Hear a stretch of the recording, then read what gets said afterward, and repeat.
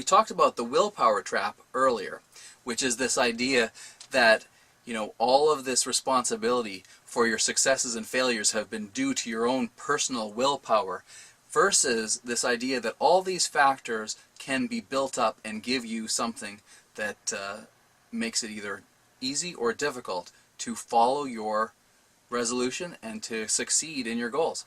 So let's talk about this as a positive way. Instead of the willpower trap, let's think about the other things that we can do to help us get through some of the challenges as we try to change a habit. We're going to change anything, which is another book by the Vital Smarts team, which I do advocate here on our website. I recommend you go get it, but we're going to break it down for you simply.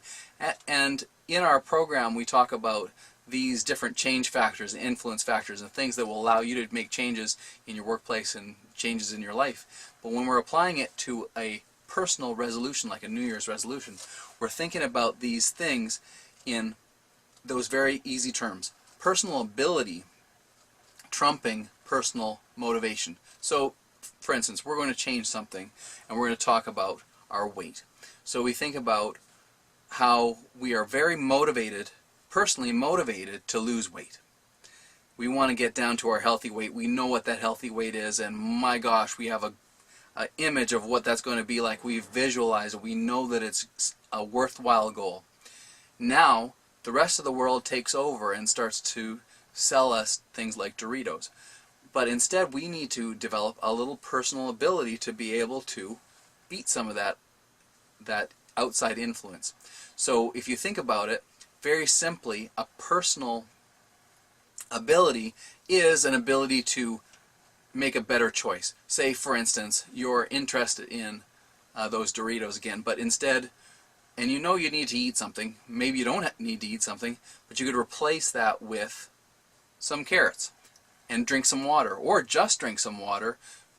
So here we have an ability to drink water as a replacement for the craving for some other food. Now we think about those are the two personal, motivation and ability, right? So we're thinking about those two. But now let's think about the social. Who is in your life that can support you in this effort? Now, does somebody go off and buy a bunch of chips and put them in the cupboard for you, and then have them out in places where you can see them, or candies, or there are bowls of candies all over your house? All those kind of things you want to think about. Those social things, and that's actually a structural or institutional thing. So where you think about your home, do you have those bowls of candies all over the place? Well, get rid of them. You're on a mission to try to reduce your weight, and all these other factors make it very difficult to do it. So if you are prone to watching TV and getting a craving while you see a commercial for something, well, maybe you can record your TV and zip through those commercials.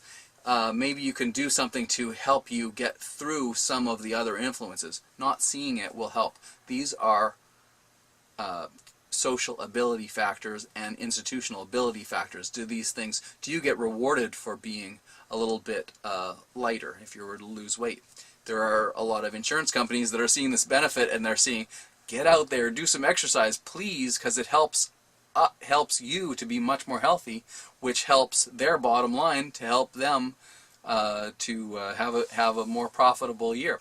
So you being healthy benefits them. Wonderful. Everybody wins, especially you.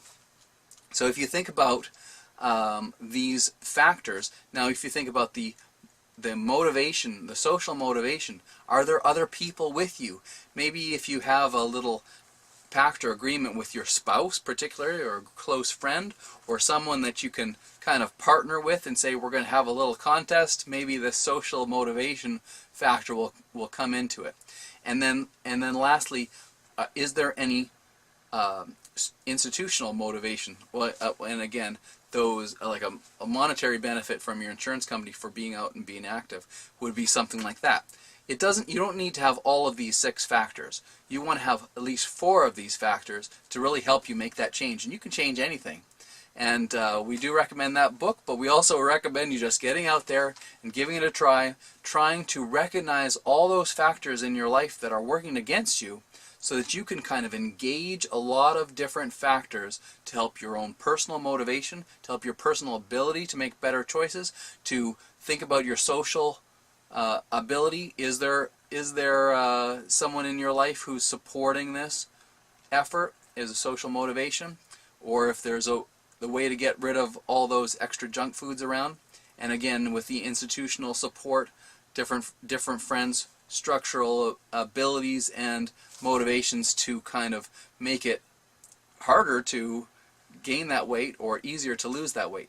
So think about that, and I hope you will check us out a little bit more to understand this even a little bit better. Check us out on functionaltherapymagazine.com.